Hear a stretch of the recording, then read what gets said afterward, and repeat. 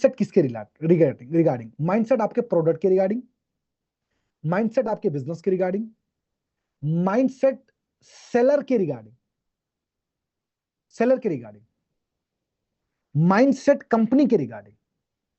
अगर माइंडसेट को मैं 10 नंबर देता हूं तो इन सारे माइंडसेट को आप कितने नंबर देते हो? पहला पहला क्वेश्चन मेरा आपसे ये है, क्योंकि याद रख लेना मेरे दोस्तों, सारा गेम माइंडसेट का है।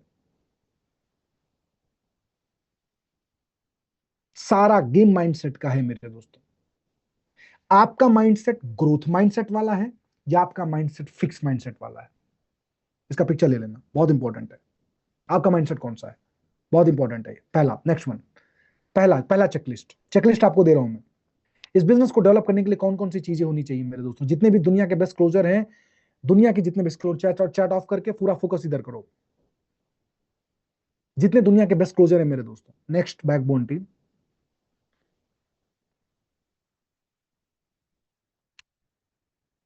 दुनिया के जितने बेस्ट क्लोजर है मेरे दोस्तों, बैकबोन टीम नेक्स्ट,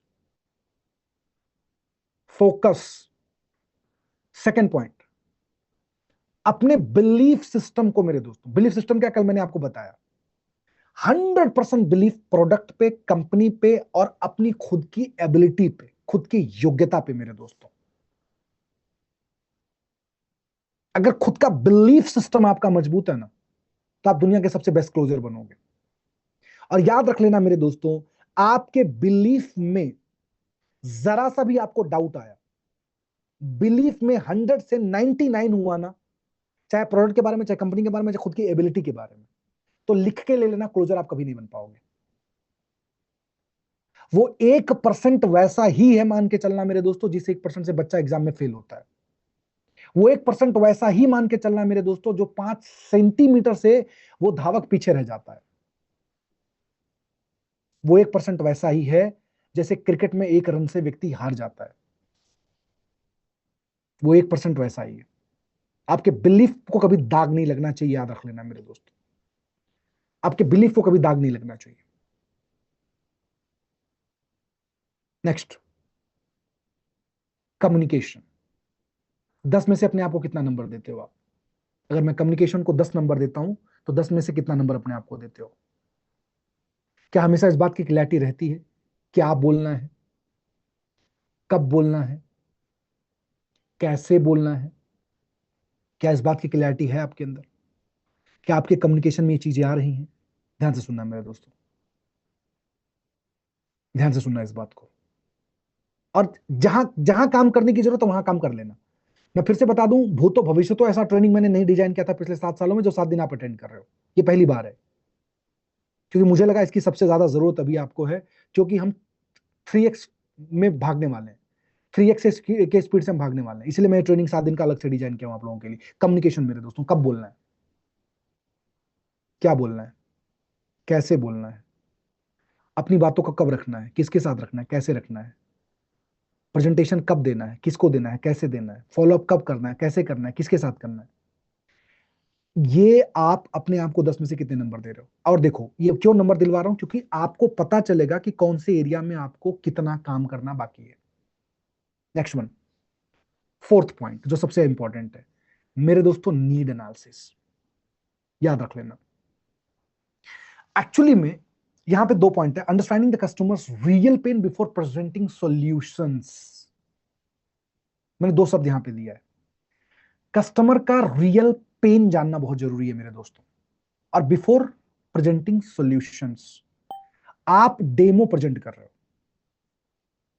आप फॉलोअप प्रेजेंट कर रहे हो, आप एसडी प्रेजेंट कर रहे हो, आप जूनियर 4 प्रेजेंट कर रहे हो, आप डीएक्स प्रेजेंट कर रहे हो, कोई लेना देना ही नहीं है बहुत सामने वाले को। सामने वाले को सिर्फ उसके धंधे से उसको मतलब है। Real pain, ladies and gentleman, before presenting the solutions, उसके उसकी नीड एनालिसिस। और उसकी उसकी नीड एनालिसिस आप कब कर पाते हो? जब आप खुद की नीड एनालिसिस करते हो। जब तक आप खुद की नीड एनालिसिस नहीं करोगे मेरे दोस्तों, सामने वाले की नीड एनालिसिस कभी नहीं कर पाओगे। राइट? और नीड एनालिसिस करने के लिए मेरे दोस्तों कौन कौन सी चीजें आपको करना है, कौन कौन सी चीजें करना है आपको, कौन कौन सी चीजें समझना है? पहली बात, उसके पर्पज को समझो, understand the purpose of the analysis. पहले पर्पज मुझे समझना, क्यों करना, क्यों है। मैं जब उस बंदे के साथ कोऑर्डिनेट करूंगा, जब मैं कम्युनिकेट करूंगा, तो उसका आउटकम क्या आएगा, ये समझना बहुत जरूरी है। मैं कौन से पेन पॉइंट को कवर करने जा रहा हूं मेरे दोस्तों, उसको आइडेंटिफाई करना बहुत जरूरी है। अभी उस बंदे का उस पेन पॉइंट पे क्या मनोदशा है, उसकी क्या स्थिति है, क्या सिचुएशन है, कौन से मानसिक स्थिति से गुजर रहा है वो, उसका करंट स्टेट ऑफ माइंड क्या है मेरे दोस्तों, वो समझना बहुत जरूरी है। और जब ये सारी चीजें आप कर लेते हो मेरे दोस्तों, तो ये सारी चीजें सबसे ज्यादा इंपॉर्टेंट है मेरे दोस्तों, आप किस व्यक्ति की करने जा रहे हो। इसको किसी भी लेफ्ट टू राइट ले सकते हो, राइट टू लेफ्ट ले सकते हो। पहले पर्पज एनालिसिस फाइंड आउट, अभी मैंने आपको लेफ्ट टू राइट बताया, अभी राइट टू लेफ्ट समझता हूं। पहले आपने पर्पज फाइंड आउट कर लिया एनालिसिस करने का, उसके बाद में किस व्यक्ति को फाइंड आउट करना है, किस व्यक्ति का एनालिसिस करना है मेरे दोस्तों, आपने वो नाम लिख लिया। तीसरा, अभी जिसको जिसको आप डेमो देने जा रहे हो, फॉलोअप करने जा रहे हो, क्लोजिंग करने जा रहे हो, उसका करंट स्टेटस क्या है, वो फाइंड आउट कर लिया। उसके एग्जैक्टली पेन पॉइंट कौन से मेरे दोस्तों, हमने वो आइडेंटिफाई कर लिया। और उसके बाद में मेरे दोस्तों, मैं कौन से कम्युनिकेशन को उसके सामने रखूंगा, कौन से उसके बात को रखूंगा, सो दैट उसका जो पेन पॉइंट है, उस पेन पॉइंट का इलाज, उस पेन पॉइंट का सोल्यूशन हमें मिलेगा। इसके ऊपर आपको काम करना है। That is called need analysis. That is called need analysis. आप सब लोग ध्यान से सुनना।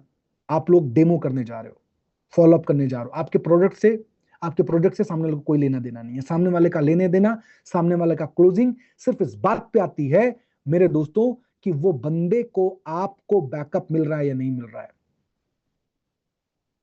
एवरीबॉडी, वो बंदे को बैकअप आपके कॉन्वर्सेशन से, उसके ड्रीम के लिए मिल रहा है या नहीं मिल रहा है। मैटर वो करता है, गेम वो करता है, गेम वो इंपॉर्टेंट है। नेक्स्ट वन प्लीज, चलो आगे बढ़ो।